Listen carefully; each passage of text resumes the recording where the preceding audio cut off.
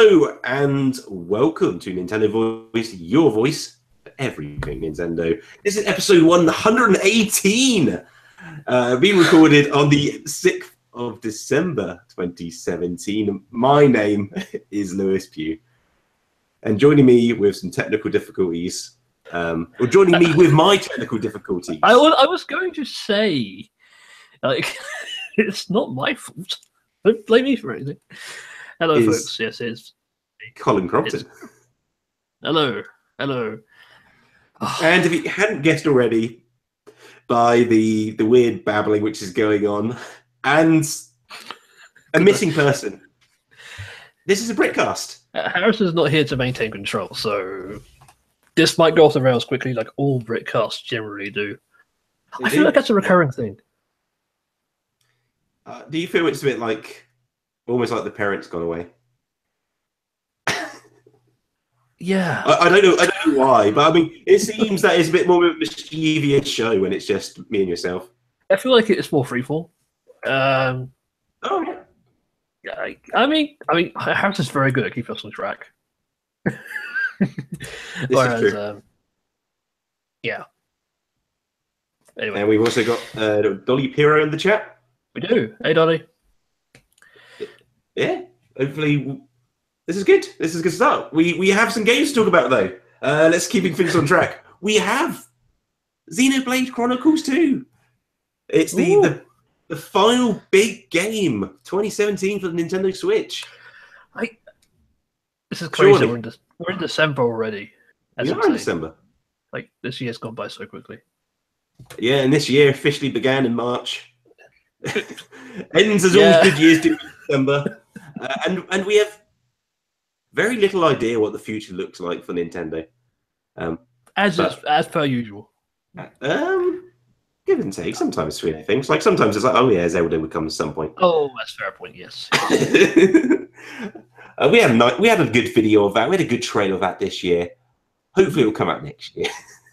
Probably won't, but hopefully it will. It always gets delayed. Like the good old days. But we got some Xenoblade Chronicles 2 to talk about. Colin, you've been playing some Resi 4 Wii Edition. I have. I'm excited to get your impressions, but not yet. Okay. You're just gonna cut me off. Okay. I am, because we're not in that section yet. That's a tease. Oh, okay. We have some Nintendo news, and we do have a Super Topic question to go through. And I do have I have my own show corrections to go through at the start of the show. Last week's Super Topic question was misappropriated. Oh, controversy. Yeah, I said the question from was Daniel Gaskin. So much so, I even titled I rebranded the topic under Daniel's name. There was good reason for that. Reason being, Daniel genuinely has submitted a whole bunch of questions to us over on Patreon, and it was because of that feeble, mushy mind got confused and assumed all questions were from Daniel, but not this one in particular. The last one, when we were talking about what technologies we're excited for and not so much looking forwards, and back. That was from Dai Kaiju Mothra. So thank you very much. However, because of the same rules we established last week, the Super Topic is still sponsored by Daniel Gaskin because he submitted, 1, 2, 3, 4, a whole bunch of questions. Yep. We're very thankful. However, we have other people. Please do send in your Super Topics. We do? Yeah, that's awesome. Yeah. I will try not to claim your question is from someone else. That was a genuine mistake. We're just going to rename them all to Dan Gaskin. It might happen, but I will do my best to try and credit your questions properly and appreciate them for the time and creativity spent. If you want to check that out, and if you would also like to support the show, very quick one here, if you head over to patreon.com/Nintendo Voice, you can do Super Topics there. There's a bonus Nintendo Voice extra podcast by myself you can grab as well. And sometimes we do prizes. We gave away a Super Nintendo Classic Mini. Did. We'll we may have some more giveaways in the future. That was fun. Yeah. I mean, hopefully. Yeah, hopefully so. There's been rumblings. I've heard things. There's been rumblings. It's not real too much. Anyway, let's jump into what we've been playing. And I feel it's only right now to kind of finish the question I posed to you moments before. Well, so I was happy for you to talk about Xenoblade. Xenoblade, it's...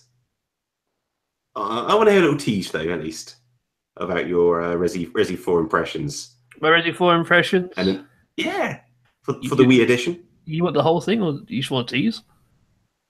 Up to you. Whatever you're feeling like. Freeform, remember. It is very free. This is... God, Harrison, where are you? It's good. It's good.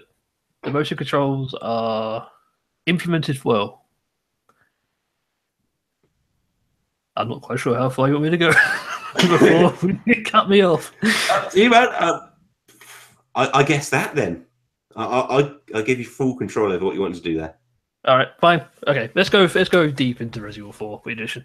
So, I've never played any other version besides the GameCube version. That's that's the edition I stuck purely to. So I missed out on the PS2 exclusive stuff. Yeah. And I never owned a Wii before, so I was like, I'm going to play the Wii version of Resident Evil 4 because I've heard everyone say, it's amazing, it's more fun, So from what I recall, the GameCube one being quite a challenge game to get through. The Wii one is quite easy, purely because of the pointer controls, because you now aim using the Wii remote, which means normally Leon would aim at just a basic enemy's torso, and then you have to adjust the way you want to shoot. This is just headshot. You can just fly through it. I did try and warn you on that one. You did. I think the big thing is because you can use the pointer and move the target around the screen while you're running around. Yes. And then when you go to aim, you will just snap into that position. Yep. It allows you to pull some shots that you normally wouldn't be able to. Like enemies far in a distance, you can get a good shot at it. And it also means you can essentially aim whilst your character is reloading, for example. Yeah. Oh yeah, you can up all your shots. It's definitely less survival horror-y, I would say, because of that mechanic. I do feel like it's more like an arcade shooter. I do quite. It's almost like arcade edition. It is. But so far, this is the version I've had the most fun with, despite the fact that it's quote unquote not as scary. I've never found Resident Evil games scary, and they're not really horror games to me. What is your background of Resident Evil? I have played pretty much all the Resident Evil games. Okay, that's pretty extensive. It's fairly extensive. My personal favorite being either Code Veronica or the Resident Evil remake. The remake probably being the best, honestly. So, not even scary. Sorry. Is the remake not even a little scary to you? The remake? No. No, fair enough. See, I played through Silent Hill. Silent Hill to me is a scary series. Resident Evil, I don't think he even compares to Silent Hill. I've not really played a Silent Hill game properly. Yeah, I feel like Silent Hill conditioned me to, and that's about it. To be things a bit more scary. But you go back to 4, it's the Wii version's great. I'm actually kind of excited to go through the main game as quickly as I can to access the stuff I never had access to before. Like I believe there's a whole side section. I think. The Ada mission, the whole you get to control Ada for a good portion of the game. The extra costumes. Honestly, mercenary mode is going to be fantastic with the Wii motion control setup. Yeah, it that's going to make that mode so much more sweet. It really will. Yeah, that's Resident Evil 4. It's awesome. It is. It's still awesome. It's aged incredibly well. Like a fire. So I played it. I assume it was at some point this year. I played it on the Xbox One. To refresh memory, and it actually looked really nice as well. But yeah, just in terms of the gameplay, it had a blast just going through the whole thing. I do feel like there's a bit of a drop-off point though. I feel like every single Resident Evil game has a recurring theme of having really good opening sections. I feel like every single Resident Evil game starts off super strong. Well, I'd say every game. Most games start off really strong. Resident Evil 6 was terrible. But Resident Evil 4 sustains that for as long as possible. But by the time you reach Ashley, you've wiped out like 3 or 4 villages worth of people. You've killed so many people. I feel like the biggest drop in quality is when you access the second island. Because you go from the village, you go to the castle, and then you get transported to the second island. And that's where it's like, oh, now they've all got guns and stuff. It's like, okay, this is... I don't know. That place has its moments, though. It's got like my worst / favorite enemies live there, so I think that's always the scariest bit of the game. There are hard enemies there. There are hard enemies. It's like the helicopter. I don't know what they are by name, but they're like the things which kind of do the weird. Yeah, the regenerators. Yeah, they're also the weird breathing noise they make. Yeah, yeah. I will say, like Resident Evil 4, they nailed it with like the monster design. Every enemy is like instantly recognizable, and it's like, okay, they're all fun. They're all fun to fight. There's no real like bad enemies. Although the chainsaw guy gets a bit annoying when he just sort of shows up and he's like bulletproof. Yeah, and the kind of at least 5, and I guess because just how big 4 was, did seem to just kind of take the designs from 4 and just adapt them, opposed to come up with completely new things. That's kind of the weak 5. I feel like 5 just took like the last half of Resident Evil 4. And like, we're going to make this even more action-packed, and it's like, yeah. That's why 5 is kind of like if 4 was like part 1, view of escalations. Yeah. That's kind of what happens to it. Yeah. But like the fun of 4 is, I feel it's because it starts off with a more humble, grounded position, and it gets to a pretty silly level. Yeah. But with like 5 and then 6 beyond, it kind of already starts at such a level. Like, yeah, I mean, like, where it doesn't feel like it had any survival horror aspect to begin with. I just feel like it's so funny because in the very first Resident Evil game, it's all set in a mansion. It's all very localized inside this mansion. By Resident Evil 6, half of China's been blown up.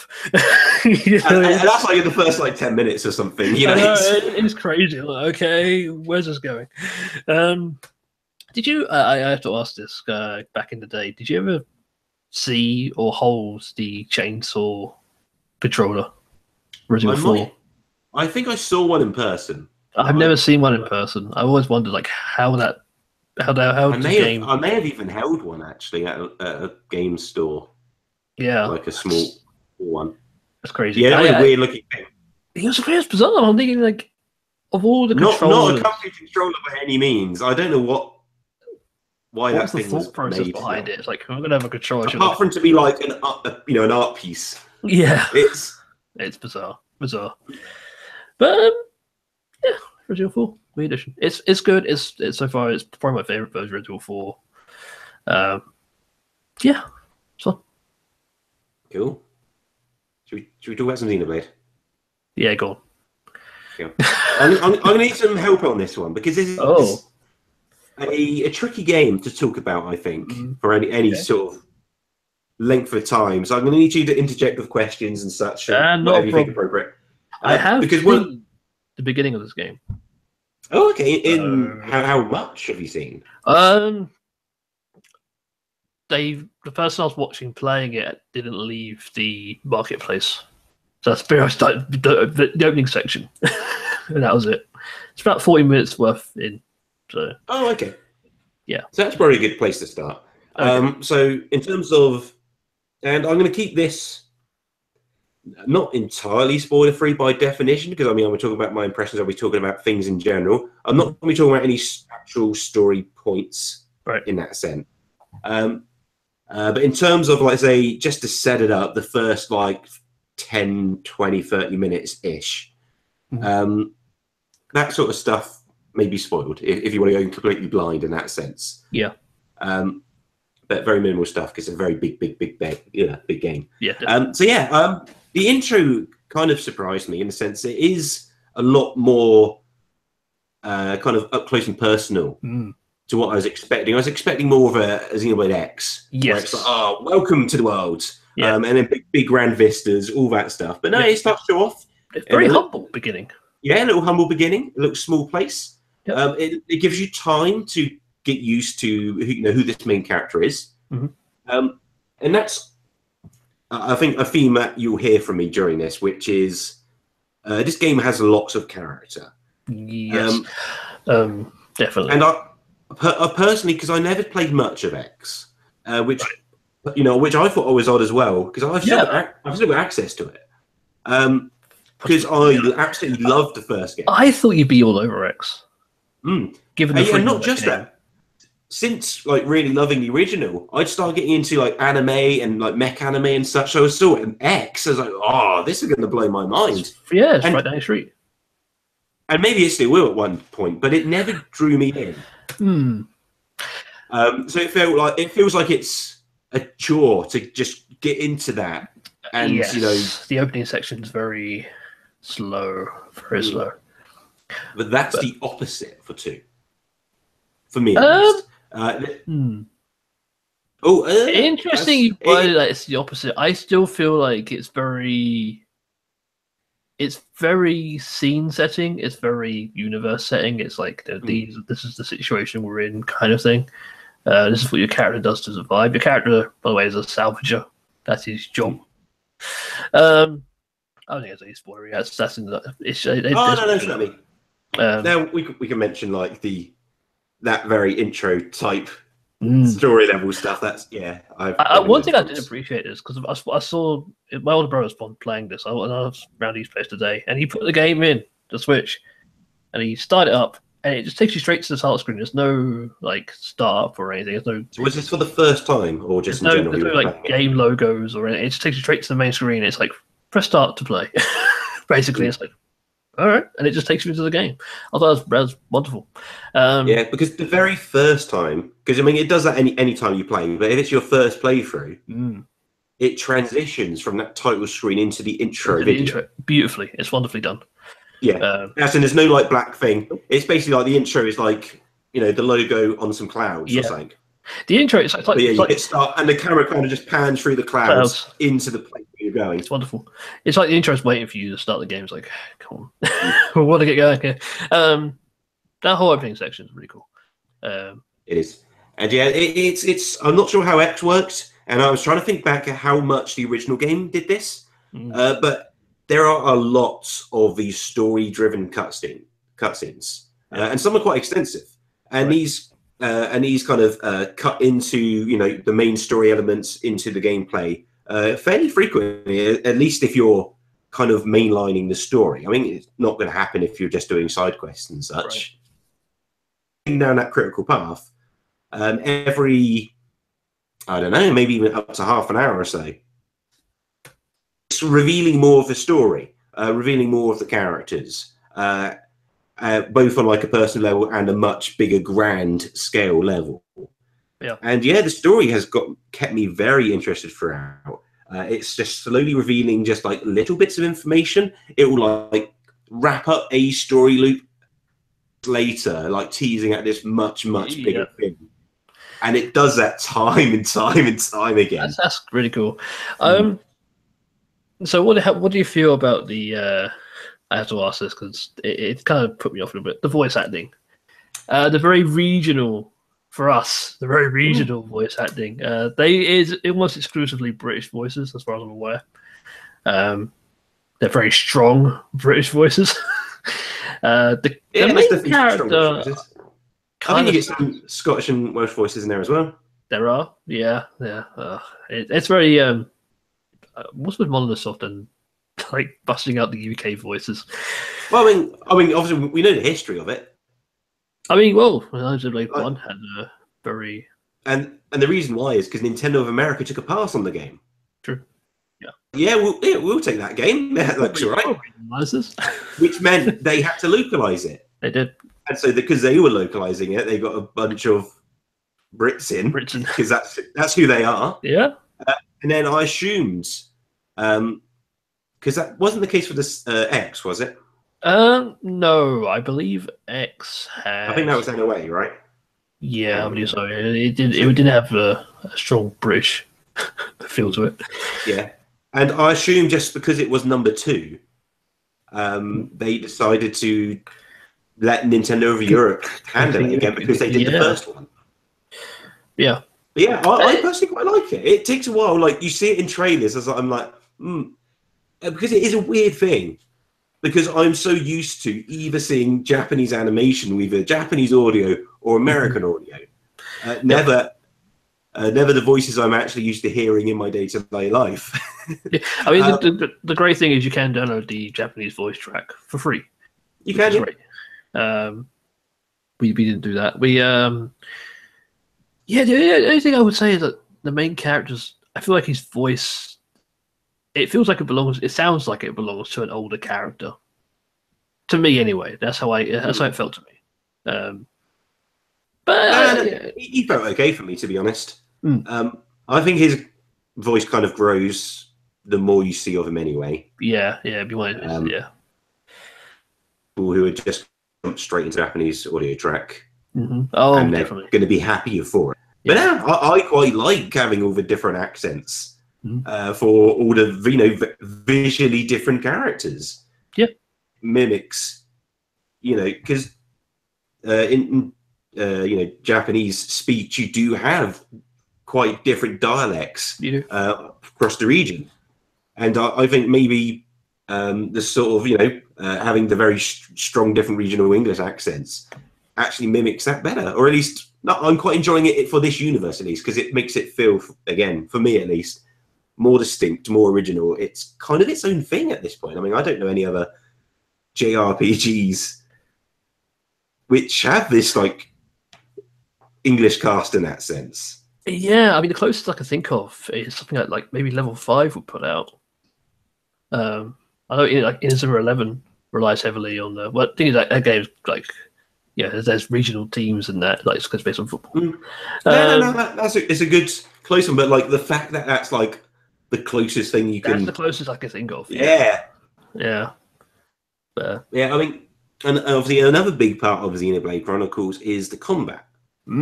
Yes. And it's fairly similar to the first one. I would say it's pretty identical. I wouldn't go that far. In most regards, I would say, because it feels very. You use auto attacks to build up and wait for the right situation to use your sword arts. So, I mean, I feel like I'm not sure if I was playing the original game wrong or my memory gave out on me, but I completely was not using my arts in the right timing. Right. In the sense that you get more bonus out of them if you do them when the animation of the attack hits. Right, yeah. And keep it in the rhythm of that. For the longest time of 2, I was not doing that at all. Right. I can't remember if I did that in the first game or not, or if that was a thing in the first game or not. But I watched a little video. I think it was a Game Explain video. And I saw it was like, about the combat. So actually, that could be quite handy. And it kind of drew that point home. It's like, yes, no, I've not been doing that. And then I went back and I started doing it, and the combat system made so much more sense to me.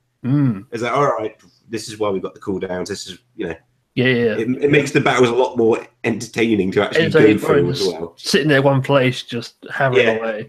Yeah. And the little things, like, because you have like your main characters are these they're called drivers, and they have their weapons, which are blades. And when you switch between blades, if you match that up when the animation of the character lands their attack, if you do the switch, then your blade comes out with all the arts fully charged. So we didn't get that far. Yeah, nice. Big changer there, because definitely. And you can use the arts and then jump to the previous one, assuming their cooldown's already cleared, and you keep it going. That's awesome. And then you've got systems. There are lots of systems and systems in that battle engine. Yes, there's like It's crazy. Yeah. It does sound like they've kind of just taken the original Xenoblade core battle system and Yes. built on it heavily. That's great. Yeah, they built a lot of systems on top. And like the pacing's actually really quite good in that sense, because I say still, I've managed to pour quite a few hours into this, but I can't rely on the in-game clock, because that just seems to be running when I'm not playing it. It's a bit weird. Like either if the system's got power and like I pause the game or hit and like start doing something else on a different channel, it's just still running along or something. It thinks you're still playing. Yeah, so it's got a much higher number than what I imagine. You're like, oh, how long I've been playing this game, and people are like, wow, that's impressive. It will work out in the long term. It will, yeah. But yeah, it slowly introduces each like mechanic of the battle system. It doesn't like when you first start, it's you're just auto attacking, and it's like these things are called arts, and they've got cooldowns. You know, you can do them, and I actually quite like the language it uses, because it even like goes out of its way to go, okay. So, just before this fight starts, just to say, it's like that sort of language. I think it's like when you arrive in the very first place, it's like, by the way, when you close this, when this tutorial section finishes, you unlock a landmark. You can use this to transport to places. So, okay, thanks. And of course, as soon as it closes, it's like, boom, there it is. Yeah, we're going to tell you about this new system, and as you might guess, it links into this other thing. But you can't do that just yet, so don't worry about that. We'll tell you that. So, what did you think of that? Some of the side characters that you meet early on, because as in like just NPCs or characters which join your party, and I don't know. Can the characters you meet when you go and see the chairman? I know that's like a spoilery, but when you go see the chairman, do those get to join your party at some point? Trying to think who they. Oh, they're not that I'm aware of. Okay, all right. Because I was saying, because you meet like quite important characters early on. So yeah, maybe they do. Yeah, cool. I don't know yet. It's a big game. Oh, one thing that really struck out to me, actually, was like just how gorgeous this game looks. Even though it's using quite a simple art style, it looks. I mean, the animations are the over-the-top Japanese type animations, but they're really well done. They're really smooth. Definitely, and I think it's quite impressive how like they have these like anime like cutscenes, but they are all rendered in real time. Yeah, and like in terms of just raw tech, it's not like necessarily super impressive on that level, but just the fact like they can mimic the sort of motion of an anime using the real time models, which are the same ones you would assume that are in the battles and over the overworld and such. And they have that sort of exaggerated motion to them. It's really quite impressive. Yeah, I'm really digging the story so far. It's not necessarily the definitive thing, but I feel it's one of those major factors of a big RPG. If you've got that story to push you forwards, and then when you start to get stumbled on the boss, it's like I'll have to get through this boss to carry through the story. Whereas I find in that some certain games where the story is less of a priority, you bump into that boss and you'll try it a few times and then you just drop the game. Yeah, and could just use that motivating factor to push you through. Like, I need to know what these mysteries are. What's going to happen next? What's the background of this character? And exactly. How is that related? Some RPGs do they just lack that hook. Yeah, I feel like Xenoblade 2. I mean, I was just watching the game. I was like, what's going to happen? It very much drives you to play a game. It's good. And as soon as possible so I can play it. I think a slightly negative comment to make about the game, which is unlike me. Oh. Yeah. Which is going a lot same line on the graphics. You undock it. Oh, okay. It drops to some tiny resolutions, it seems. Oh. Sometimes things get very smearing Vaseline over the screen type things. It's using half of that resolution, it seems, at some points. Wow, really? Interesting. Yeah, and I guess that's what it's doing because it's not doing anything else. It's not changing the geometry. It's not taking down trees, and so it just adjusts that. Yeah. Yeah, so it just adjusts that resolution. And like sometimes it looks really nice, but you get to other areas, I was like, ooh, everyone's gone blurry. Yeah, that's very concerning. Maybe they might It's weird. patch it up. I think it might be something just get patched. It is something you get used to. It's just a jarring effect. Like I was playing it on like the TV over the weekend for a long time. Yeah, and it's like, all right, cap this off. I'll play it for an hour or two in bed. I'll do some side quests or something, and then it's like, ooh.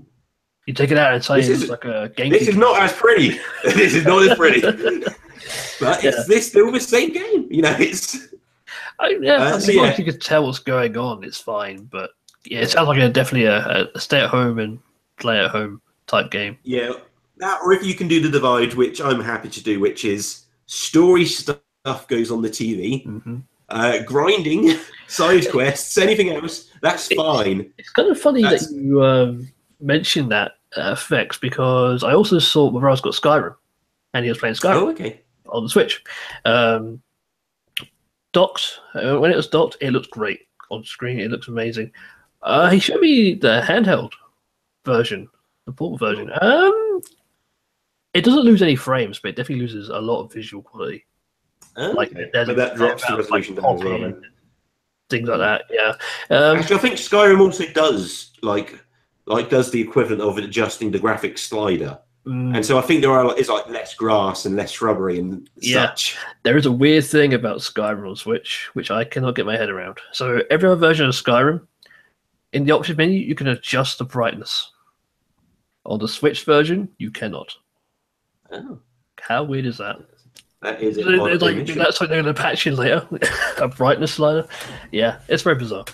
But it does look good on Switch. I will say Skyrim Switch. But yeah, anyway. So far so good. So I think I'm taking a guess. I'm thinking I'm about at least coming up to 15, 20 hours-ish. Okay. Into which is quite a lot. Where you are right now, is it open world-ish? Is it what overworld? Did you say open world? Open world? Yes and no. Because the big premise is there are like these titans, which these people live on, and you visit some big titans. Yeah. And some of them are, they are like. Are they like the continents? Open world in that sense. The continents in X. I guess. They're more densely packed. They're more kind of. I think there's like more interesting just vistas and scenery and that such. I think it does lean more towards the original, which would you have called that an open world game? It's like you can run from top to bottom, really. You could do that. The original had a very direct path for you to follow, but that path would get very wide, like the Guar Plains. So I guess it's a mix of both, I guess. So it's got, which is probably good because it's got those moments where it kind of is funneling you down paths. Yeah. But you get the benefit of like you look up and it's it's the tail of the Titan or its wing or something, and it's moving. And like you're running around, and there's a sunset as well. Or, it's that's awesome. But you also have these moments where it's just big giant fields, and you can head off in any direction. But it does seem it is more tailored in that sense than I imagine it's a much smaller game, like just in terms of the amount of land mass than X was. Right. Yeah. I think it's the best of both worlds in this one. Cool. That's good. That's good. Yeah. Which is cool. Yeah, there'll be more Xenoblade talk to come. I'm currently stuck on a boss. Hopefully it won't be for much longer. Because till that come point, back next week and see if Lewis can beat the boss. Yeah. Till that point, I'd been merrily just running from story point to story point. Well, that's the good thing though. I mean, if it's holding your attention, that's a good sign for an RPG. Oh, definitely. So I think I just need to get a couple more levels. Okay. And we should be good. Yeah. We should I was going to ask you about something. When because we didn't actually get a chance to take this, but when you get new equipment, does your character's look change?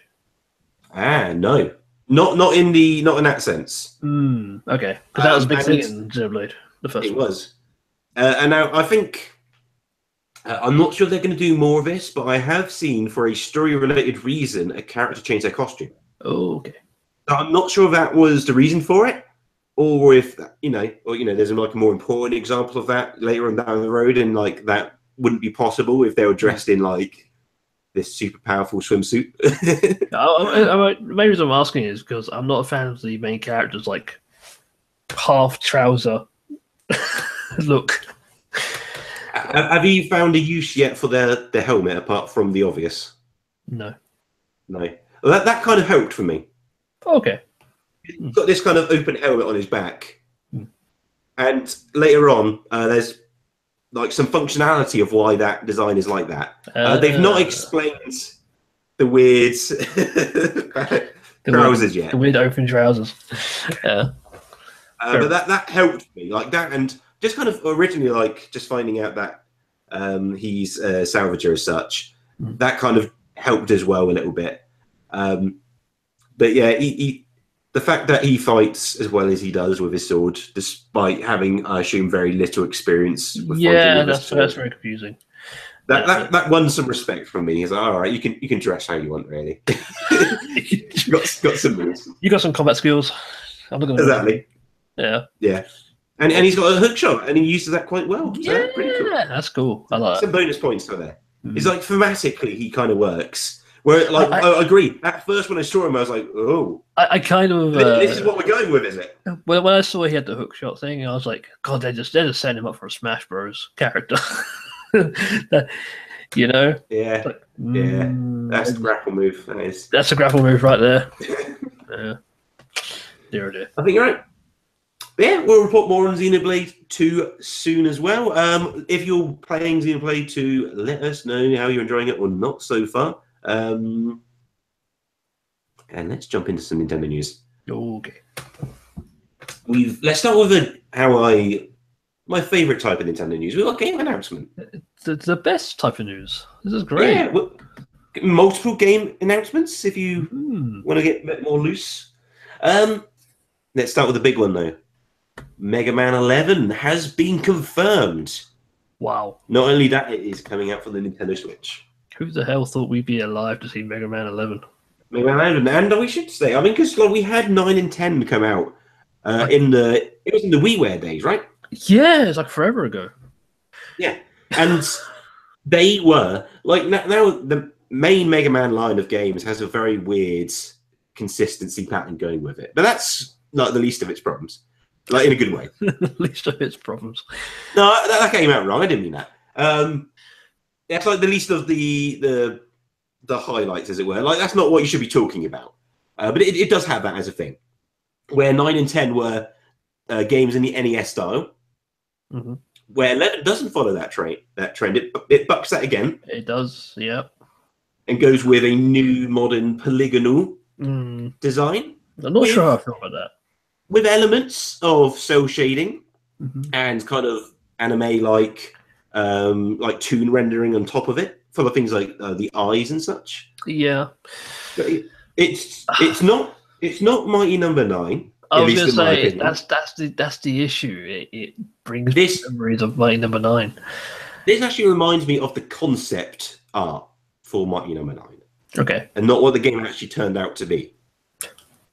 That's I just which is a big sticking point, because that was kind of what the deal was with that game. Like people were, when they saw the original like screenshots, they were like, "That looks great," but.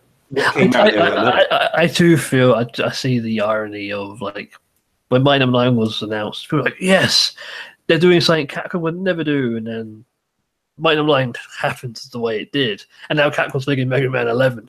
Like, yes, it's doing what Mighty Number 9 couldn't do. We'll see. I personally would have liked a more retro approach to kind of reintroduce the series. So would you have liked like another one in the vein of 9 and 10, or something a bit different? No, I would have gone way back. I would have been like... No, wait, when 9 and 10 were... Well, that's what 9 and 10 were. True. So 9 and 10 looked like NES games. They were games which you could have been made on the NES. Yeah, okay, yeah, I guess so, yeah. So another one of those. Another one of those, yeah. I feel like it's been a long time since we had that kind of Mega Man, so... It has been a while. Definitely. Yeah. It genuinely has. Like 8 years. So I'm looking forward to 11. I've got mixed feelings. The fact it's called 11, but I think ultimately more positive than bad. Would you call it, though?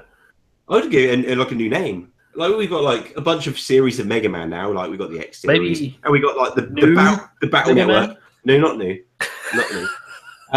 But anything really. Just put a random word in there, like Mega Man Xeon. They kind of did that. They remade the first game also the PSP. I can't remember what they called it. And then if it does well, they do Xeon 2. But no, but I think for this, I think 11 does work because it's oh yeah, Mega Man has this legacy to it. Yes, there's at least 10 games which come before this. there's actually the problem with the Mega Man games is like after like Mega Man 3, they start becoming like varying quality. So I feel like I think it's almost embracing that. It's I feel like it is. It's like there's so much aren't as great, but altogether there's a lot of good here. Yeah, and there's a lot which people love. Like some people like one game more than the other, and I think this goes alongside these other set of announcements they had.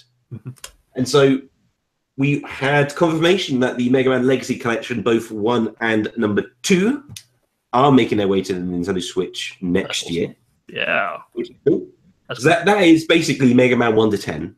Yep. Those 2 collections. Was there any other games? Just 1 to 10? They did, yeah. And then afterwards they announced Mega Man X. Yes, they through to X8. So yes, the stuff is strong, and then X8 is. That's all the X's. That is all the X's, but then the later ones aren't quite so good. I don't know. Yeah, they didn't say how they're going to release these. Maybe they'll come in 2 collections as well. I believe they did say they're going to release them individually. Oh, really? Okay. Yeah, which is an interesting move because given that they're doing legacy collections, why not just bundle the X games together and just be like, here, you can have like the whole. I think that would be ideal, just the X collection. The X collection, yeah. Because I think you can get away with like breaking up the mainline series because it's the mainline, as it were.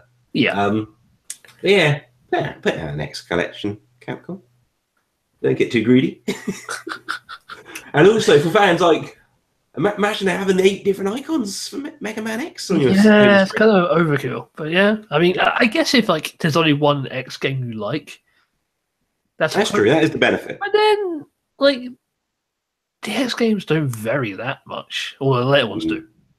The later ones do. Chuck them all in for a reasonable price. There we go. Yeah.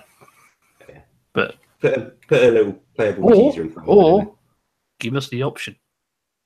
Give us the option. Yeah, give us the option. We like options. Oh, we do like our options.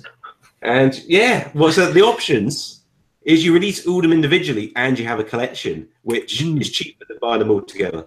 Yeah. There we go. Exactly. There's your options. There's your solution, Capcom. Upload all those 9 different SKUs of that game to all the different stores around the world, localize them. No problem. Cool. I think that covers everything Mega Man. It does. It's huge news, though. It is huge. That's a lot of Mega Man. There's a lot of Mega Man. We have no Mega Man, and now we've got now we do. Very, very quick maths here. Lots of Mega Man. Well, 19 games altogether. Right? Bold move. No. Anyway. So a lot of Mega Man's coming, and that's like all. Actually, I'm not sure they put a date for the X games. No, they. I think Mega Man 11 is like late 2018. So yeah, but you kind of assume like all this stuff is way down the line. But seem to be kind of betting big on Mega Man. At least it's in a safe way. I mean, because really they're making a new game and they're just like doing lots of re-releases of old stuff. But altogether, it does feel like it's I'm just glad Capcom's doing something with Mega Man. It's been too long, so And I was like, yeah, hey, definitely. they acknowledge that it exists. So, and it is good to have both collections and new content as well. It's not just one or the other, or like a little side thing. I mean, especially like it's a Switch was somebody's first ever system. Like they never played Mega Man game before. Like you can get to experience a lot of Mega Man before. Yeah, You know. So yeah, it's cool. indeed. So let's jump into our next bit of news. WWE 2K18 Woo! has actually launched Yes, on the Nintendo Switch. it is Was out. that today? It launched. It came out today, which is And it was announced yesterday or a couple of days ago. It was, yeah. It's bizarre. This one. Came out of nowhere. They're playing catch up because it's been released on other systems for a short while now. It's out. You can go pick up 2K18. It's wrestling. If you like wrestling. What's your background of wrestling games? You have good, fond memories of WrestleMania on the N64 with friends. No, we didn't play. No, we had a PlayStation, so it was SmackDown 1 and 2. But we did have the WrestleMania games on GameCube. They were fun. They made no sense though. Like WrestleMania 19 on GameCube, you're fighting construction workers and things like that, and it's like bizarre. That's canon. Yeah, I guess. Yeah. I've got a zero background of wrestling games. Oh, I'm pretty sure. Absolutely. There might be an odd exception I can't think of, but yeah, I've never properly played a wrestling game. Yeah, I mean, and there's been a lot of them I've missed. There's been so many, one a year. So yeah, consistently one a year as well.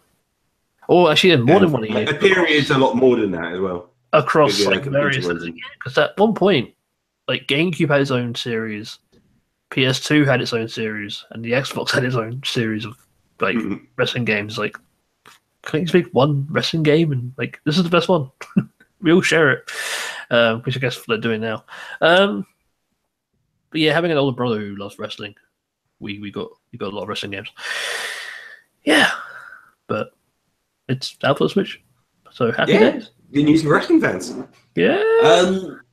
The next bit of news may need a bit of help with, because I've seen the headline. I don't know any of the information, so I'm going to read out the headline, which is that Resident Evil was originally intended for the Super Nintendo. Colin, can you tell me any more than that? I can tell you quite well. I looked in, I was like, really? Wow, this is incredible news. It's kind of weird that we get like this news should have came out years ago, but and I think for that weird reason, it's kind of the reason why we do get the news. Like it feels like this, like people feel free that they can discuss this now, because it's enough time's being removed. Yeah, I feel like maybe no one will get in trouble over it. There might have been a few like we can't say anything bad because I mean they do. They don't say too many positive things about the Super Nintendo. They're like, oh, the Super Nintendo couldn't run it, so we went to Sony and the PlayStation. Anyway, let's see, what's this guy's name? So they interviewed a long-term employee of Capcom, Koji Oda, who's now director of Capcom. I don't know what section of Capcom he's the director of, but it just says he's a Capcom director. He says, honestly, I feel like I joined the game industry at the best time. Typically, games would take half a year or no longer than a year to develop. So basically, he's saying that Resident Evil started off towards the end of the Super Nintendo era, but somehow development got delayed and they moved over to the PlayStation because the vision they had was too grand for the Super Nintendo to handle. Yeah, it would have been a very different type of game. Like, I wonder if very different. Like there was a Game Boy Color version. I was going to say the Game Boy Color version. Was that released? No, it was Resident Evil Gaiden. Gaiden. No, Gaiden. Yeah, it's Gaiden. That was a prototype, I believe. So they showed it off. I wonder if it was similar to that then. They showed it off and then they cancelled it, as most companies sometimes do. Maybe because I mean the thing is there was a Game.com or a Gamecom version of Resident Evil 2 that was fully released. How did that work? It basically didn't. I imagine it was a completely different game. Because I thought that it was a much more powerful machine than it was, because it had names like that and like even things like Duke Nukem 3D on there. Yeah, no. But if you see the gameplay, like Duke Nukem 3D on the Gamecom is basically like a shooting gallery. Yep. Like you don't move forwards, you don't turn around. You can sidestep side to side and enemies appear. Yeah, I mean, well, Resident Evil 2 on Gamecom runs at like maybe 3 frames a second. It is incredibly jittery. Oh, but it is actually 3D though. No, it's 2D. It runs like a 2D plane, but they recreate scenes from the PS1 game, so incredibly slowly. You know what I mean? You thought the zombies were slow in the PS1 game, you ain't seen nothing. Yeah, so Resident Evil on the Super Nintendo would have been interesting. Apparently, Resident Evil was originally conceived as a sequel to the NES game Sweet Home. So, there you go. Interesting factoid. Again, I think this one's true. I think, I'm not sure how original it was now, but one of the original versions of Resident Evil, I think the characters had a lot more exaggerated anime-like designs, and one of them had like a chain gun on his arm. Oh, yeah, I remember hearing about this. Yeah. So yeah, it seems like this game's at all sorts of weird turns. Like maybe that was the Super Nintendo game, and like you had those like exaggerated designs to stand out in like where you have like small pixelated characters, and when they were 3D, they go, okay, we can actually make these more realistic designs. Yeah, I think that's probably the direction they ended up taking. Yeah, but yeah, I mean, I in some ways I'm kind of glad that it did come out Super Nintendo. It would have been a very different game. Very different. Oh, definitely. And the series, I think, would have been a lot different for it as well. Oh, absolutely. Yeah. Like, the only exception I can think of that rule is like Metal Gear Solid, which kind of made that jump. It did, but Metal Gear Solid is also very different to like Metal Gear. I feel like it's I mean, they're still stealth games, yes, but I mean, I've played the original Metal Gear and Metal Gear 2. Man, those are cryptic games. Is it anything like the Game Boy Color version? Oh, Ghost Babel. The Ghost Babel. Oh, have you not played it? I had not played Ghost Babel. Not to be honest, not many people have. But it is a really good game. I heard it's really good. I heard it's like that's a good Metal Gear game. It's like a technical marvel for the Game Boy Color. Well, that too. But yeah, it's just like a fun Metal Gear game to play. That is. Yeah. It just feels like Metal Gear. But yeah, it's the Game Boy Color game. Cool. I'll have to dig that up at some point. It's worth it. Yeah. Cool. But yeah. It's an interesting little fact about Resident Evil. Yeah. Cool. All right. Our last bit of news is this an odd one? This is bizarre. I think we were slightly warned that this might be coming. Yeah. But in short, Nintendo Wii games are coming to the NVIDIA Shield in China. And not only that, they're coming out in 1080p. Yes, which is confusing. I do have a HD version of Super Mario Galaxy. Legit. Yeah, but what? I don't know. I mean, the game looks great as it is in 480p, or even not even that. If you're going like 480i, exactly. And now you've got an official version of it in HD.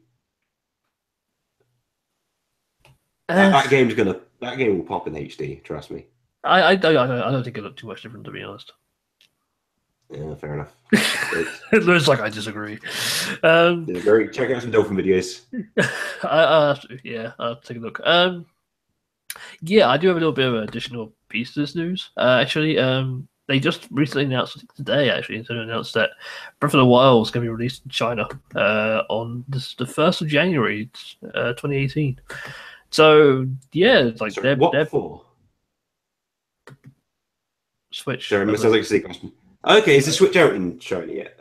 I don't know, but I think it'll be launching soon. I should hope. If they're going to play games for it, I imagine it must be launching. I thought that was like the part of this deal, like because Nintendo didn't have like a physical presence. I wonder if it's like for the Shield. That'd be interesting. That would be. I'll look into that. But yeah, there's a few different games. I think they've got Because I'm not opening any links due to technical reasons. I don't want my computer to explode. Because there were some troubles before the show. I'll take a look. I saw a logo for Punch Out, the Wii version, which... Yep, Punch Out. I can't remember who I was having that discussion with. Couldn't remember that game existed. I can't remember if it was yourself or not. It might have been. Okay, so the 4 games they're showcasing is Mario Galaxy, Punch Outs, New Super Mario Bros. Wii, and Twilight Princess. Okay. So, a good collection of games. Yeah, it's a decent collection.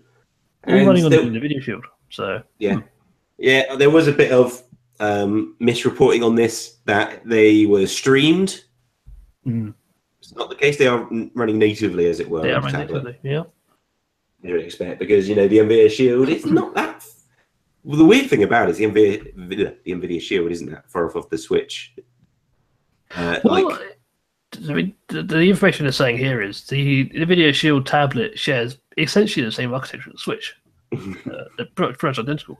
So they could easily be like, hey, by the way, we're going to move these over to the Switch because we already have them. So, That's actually a very good point. Yeah, this could be them in very real senses. Yeah, like a test. I'm not sure I'd use it prototyping as such, but yeah, just building early they're version. testing the waters with it, or just the early virtual console collection. And like once more of these come out, that said virtual. Yeah, if they're running on Shield, that would be not that I've genuinely not touched the system in that sense, but I can only imagine that's a very easy port from Shield to Switch. As in super easy. In terms of architecture and everything else being used. Yeah, I can't imagine there's a huge amount of hurdles in that sense. No. So yeah, I mean that might be part of it. I mean maybe it's purely is for this decision because this does seem to be like one of the contractual business reasons which would pen down when they did the deal to Nvidia to make the core chip for the Switch and to work together in that sense that Nintendo would bring their games to China because that's an area where Nintendo struggled with, but I'm getting an area where Nvidia has, made some market penetration there. Yeah, I think it's interesting that Twilight Princess is on there because we already have Twilight Princess HD, but they could easily move that over to the Switch. Yeah, but this is HD portable as well.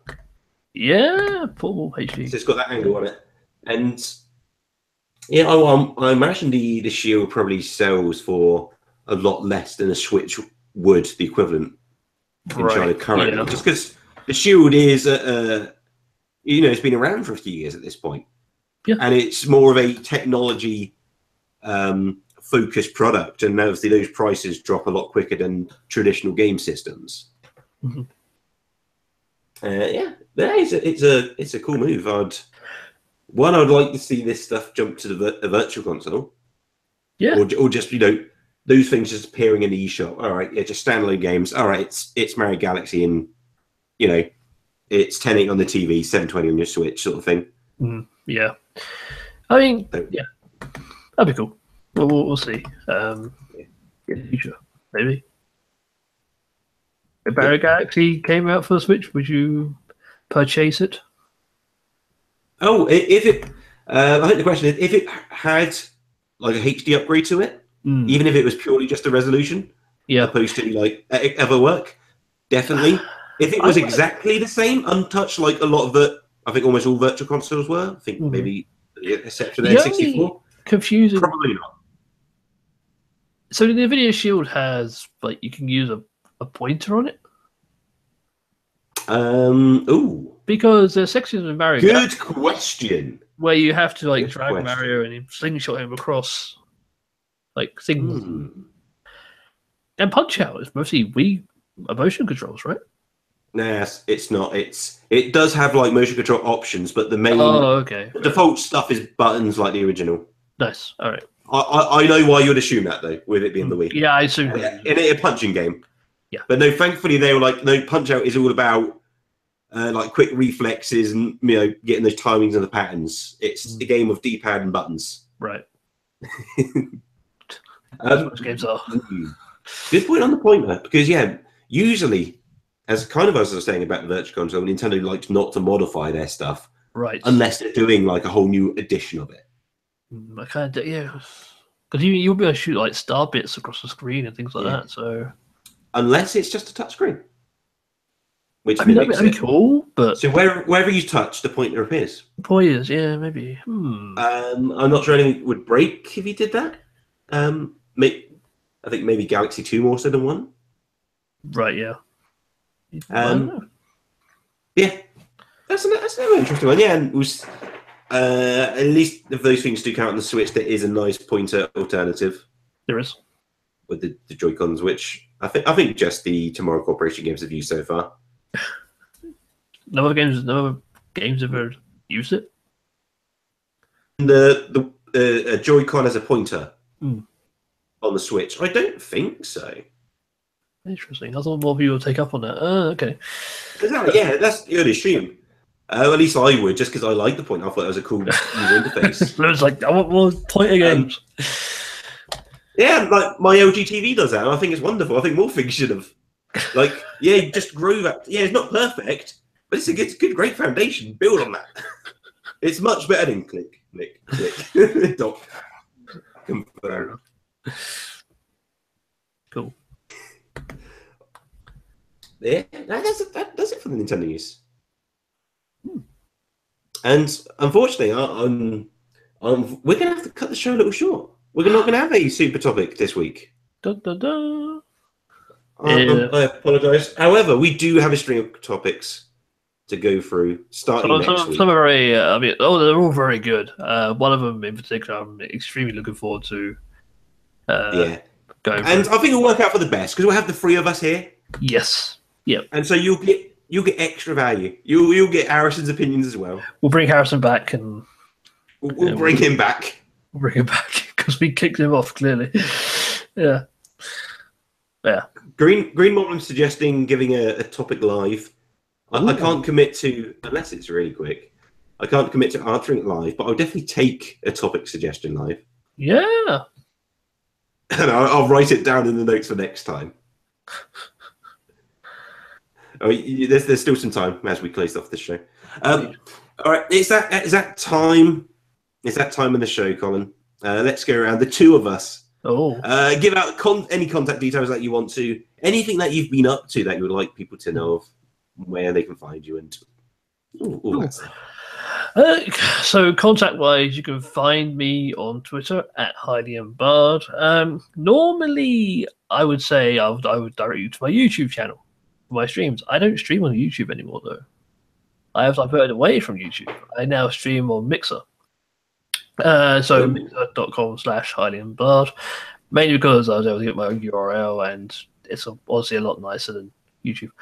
But you can still go to my YouTube channel, which will direct you to my Mixer channel, so it's all good to do. And yeah, I've been playing Resident Evil 4 on stream, and it's going good. Fun times. That's awesome, man. Yeah, I've not really messed around with Mixer much yet, but isn't that Microsoft's platform? It is Microsoft owned. Yeah. Aren't they evil and bad and not good like Google? I've not had a bad experience, so like. No, I've heard good things about Mixer. And so I shall check you out. And sorry, Colin, where can I find you again on Mixer? Mixer.com//HeidiandBard. Oh, thank you very much. Yeah, it's nice having a URL I can actually say on stream rather than being like, find my channel at youtube.com/ and a bunch of numbers. You know. Yeah.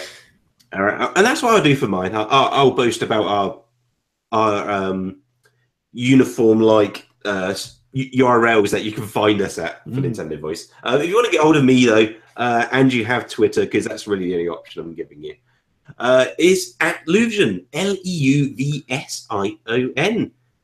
And if you want to check us out on YouTube, if you've not already, it's youtube.com/Nintendo Voice. If you want to support the show, get some bonus episodes, chuck in some super topics, you can check out our Patreon at patreon.com/Nintendo Voice.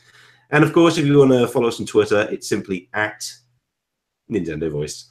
It's as simple as that. And thank you once again for listening. Thank you, Green Moblin, for the live super topic. I will be taking that and putting in the notes for next time. Cool.